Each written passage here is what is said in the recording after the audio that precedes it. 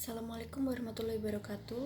Nama saya Aldona Nubatul Fikarina, NIM 12405183334. Di sini saya akan menjelaskan tentang materi yang pertama, tentang nilai yang dipersepsikan pelanggan atau customer perceived value. Nilai yang dipersepsikan pelanggan menurut Kotler dan Keller adalah selisih antara penilaian pelanggan prospektif atas semua manfaat dan biaya dari suatu penawaran terhadap alternatifnya. Total manfaat pelanggan atau total customer benefit adalah nilai moneter kumpulan manfaat ekonomi, fungsional, dan psikologis yang diharapkan pelanggan dari suatu penawaran pasar yang disebabkan oleh produk, jasa, personel, dan citra yang terlibat. Total biaya pelanggan atau total customer cost adalah kumpulan biaya yang dipersepsikan yang diharapkan pelanggan untuk dikeluarkan dalam mengevaluasi, mendapatkan, menggunakan, menyingkirkan suatu penawaran pasar, termasuk biaya moneter, energi, waktu, dan psikologis. Berikut dimensi nilai pelanggan serta penjelasannya. Yang pertama yaitu dimensi dari customer value, yaitu total customer benefit atau total manfaat pelanggan. Dari dimensi total manfaat pelanggan terdapat indikator yaitu manfaat produk, manfaat jasa pelayanan, manfaat personel, dan manfaat citra. Sedangkan dari total biaya pelanggan terdapat indikator yaitu biaya moneter, biaya waktu, biaya energi, dan biaya psikologis. Maka nilai yang dipersepsikan pelanggan didasarkan pada selisih antara apa yang didapatkan pelanggan dan apa yang ia berikan untuk kemungkinan pilihan yang berbeda. Pelanggan mendapatkan manfaat dan menanggung biaya.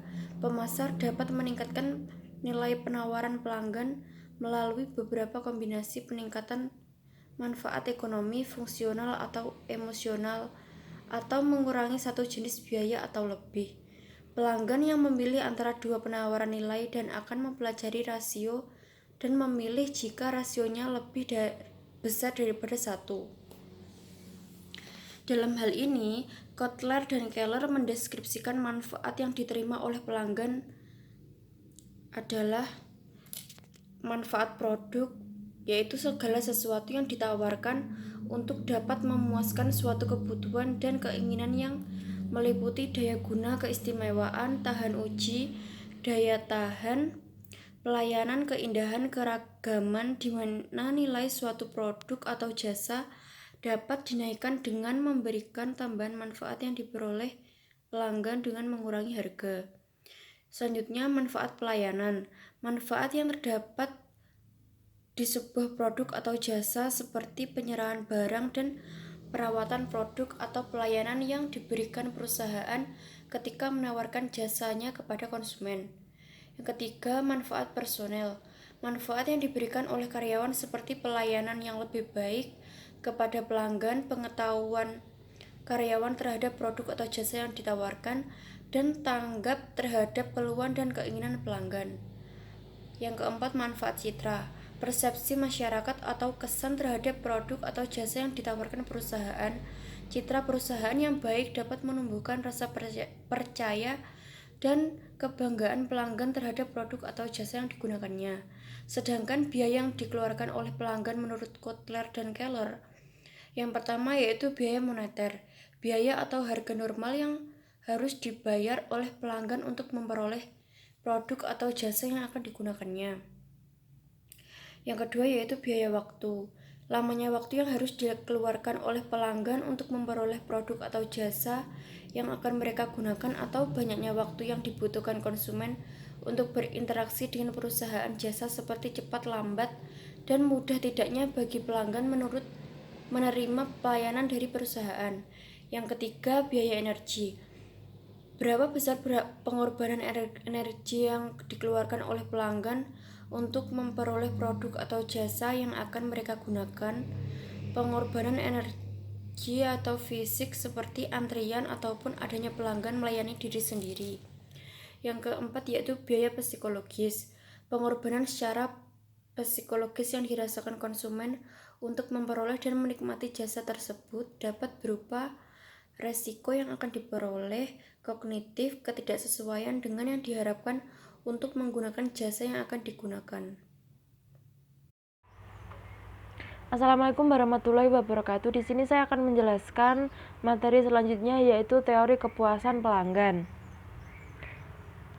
Kepuasan pelanggan merupakan kemampuan perusahaan untuk dapat mengenali, memenuhi, dan memuaskan kebutuhan pelanggan dengan baik. Nah, ini merupakan strategi dari perusahaan atau setiap perusahaan tersebut. Nah, kepuasan pelanggan telah menjadi konsep sentral dalam wacana bisnis. Lalu yang selanjutnya adalah pengertian kepuasan pelanggan. Menurut Kotler, kepuasan pelanggan adalah perasaan senang ataupun kecewa seseorang yang muncul setelah membandingkan atau antara persepsi atau kesannya terhadap kinerja yang berada di bawah harapan. Pelanggan tidak puas, tapi jika kinerja melebihi harapan, maka pelanggan amat sangat puas dan senang.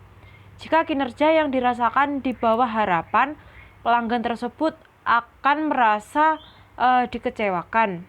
Jika kinerja memenuhi harapan, maka pelanggan akan merasa puas. Sedangkan jika kinerja melebihi harapan, maka pelanggan akan merasa sangat puas sekali. Nah, kepuasan ini tentu akan dapat dirasakan setelah pelanggan yang bersangkutan mengkonsumsi produk tersebut. Lalu yang selanjutnya adalah menurut Tiptono, metode yang dilakukan perusahaan untuk mengetahui tingkat kepuasan pelanggannya, yaitu yang pertama adalah sistem keluhan dan saran. Yang kedua adalah ghost shopping atau pembelanjaan materi. Yang ketiga adalah lost customer analysis ataupun analisis pelanggan yang berhenti. Yang keempat adalah survei kepuasan pelanggan. Menurut Irawan, ada 5 dimensi utama kepuasan pelanggan, yaitu yang pertama adalah harga. Untuk pelanggan yang sensitif, biasanya harga murah adalah sumber kepuasan yang penting karena mereka akan mendapatkan value for money yang tinggi. Komponen harga ini relatif tidak penting bagi mereka yang tidak sensitif terhadap harga. Selanjutnya adalah kualitas layanan. Nah, kualitas layanan ini sangat tergantung dari 3 hasil, yaitu yang pertama adalah sistem, lalu teknologi, yang terakhir adalah manusia. Nah, kepuasan pelanggan terhadap kualitas pelayanan biasanya sulit ditiru karena pembentukan attitude dan behavior yang seiring dengan keinginan perusahaan bukanlah pekerjaan yang mudah. Lalu pembenahan harus dilakukan mulai dari proses rekrutmen, lalu training dan budaya kerjanya. Yang selanjutnya adalah kualitas ataupun produk. Nah, pelanggan merasa sangat puas setelah membeli dan menggunakan produk tersebut apabila kualitas produk tersebut sangat baik. Yang selanjutnya adalah emotional factory atau emosional yang ditunjukkan oleh konsumen atas kepuasan yang diperoleh mereka dalam menggunakan suatu produk ataupun jasa yang menimbulkan rasa bangga dan rasa percaya diri. Selanjutnya adalah kemudahan dalam memperoleh produk ataupun jasa tersebut, dan kemudahan dalam pembayaran dapat membuat pelanggan akan semakin puas bila relatif mudah, nyaman, dan efisien dalam mendapatkannya atau mendapatkan produk tersebut. Berikut kepuasan pelanggan yang dapat diterapkan pada sebuah perusahaan jasa menurut Ciptono. Yang pertama adalah strategi manajemen ekspektasi pelanggan.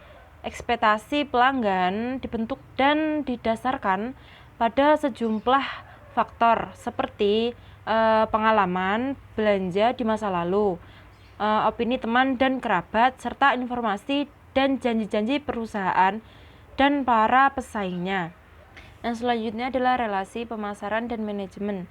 Relasi pemasaran dan manajemen merupakan cara berpikir mengenai pelanggan pemasaran dan menciptakan nilai, bukan sekedar serangkaian alat, teknik, dan taktik. Dengan kata lain, relasi pemasaran dan manajemen merupakan ancangan integratif atau holistik yang memperkokoh kompetensi pemasaran perusahaan. Yang selanjutnya adalah setelah pemasaran tersebut. Tahap ini menekankan pentingnya aktivitas pemasaran dan komunikasi setelah transaksi pembelian, khususnya dalam rangka memberikan keyakinan setelah terhadap pembeli agar konsumen yakin bahwasanya keputusan pembelian yang dilakukannya itu benar-benar bijaksana dan membangun loyalitas merek. Yang selanjutnya adalah strategi retensi pelanggan. Strategi retensi pelanggan difokuskan pada teknik-teknik yang digunakan untuk mempertahankan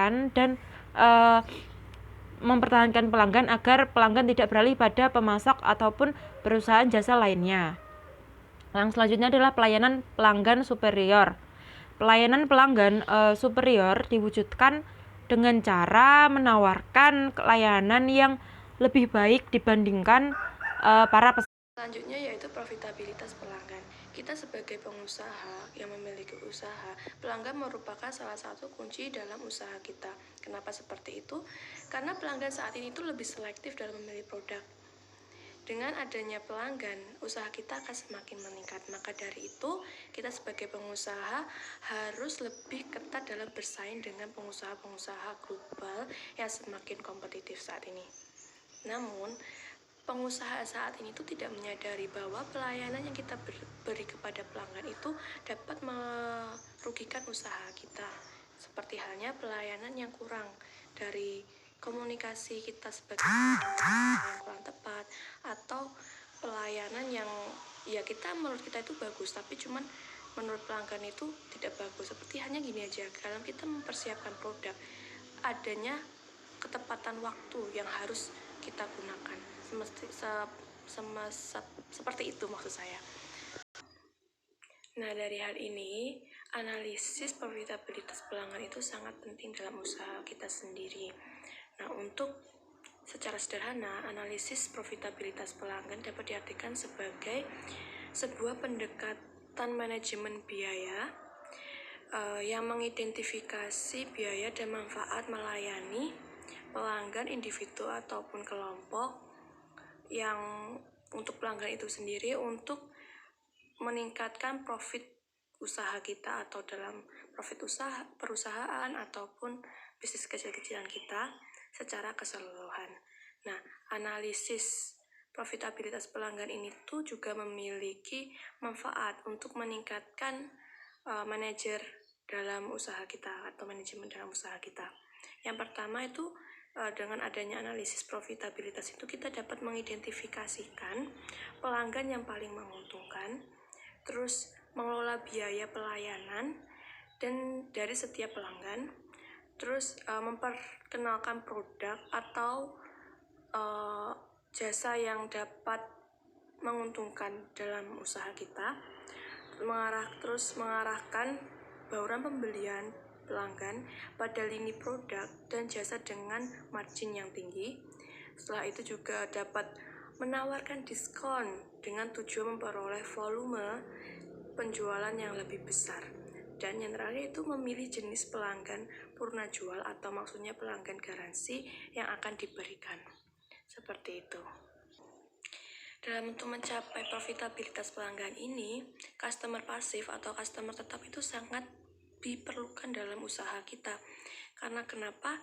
Tanpa kita harus menyuruh, pelanggan ini tuh akan selalu datang di usaha kita. Jadi dalam hal ini kita sebagai pengusaha itu harus lebih kreatif dan memiliki marketing yang secara jitu gimana agar customer pasif itu lebih loyal terhadap kita sebagai pemilik dan akan membeli dengan adanya produk-produk kita. Seperti halnya bila kita memiliki usaha seperti berjualan apa, kita sebagai seorang yang memiliki usaha terhadap customer, entah itu kita dapat memberikan diskon kepada customernya karena pembeliannya yang minimal harga 50 kita memberikan diskon 5% ataupun gimana. Terus kalau kita sebagai seorang bos atau gimana, kita bisa mengajak ngobrol-ngobrol basa-basi, entah itu mengenai bisnis ataupun kita bisa dengan cara menyuguhkan teh ataupun kopi secara gratis. Itu akan bisa membentuk loyalitas pelanggan ataupun customer tetap tersebut. Sekian, terima kasih. Wassalamualaikum warahmatullahi wabarakatuh.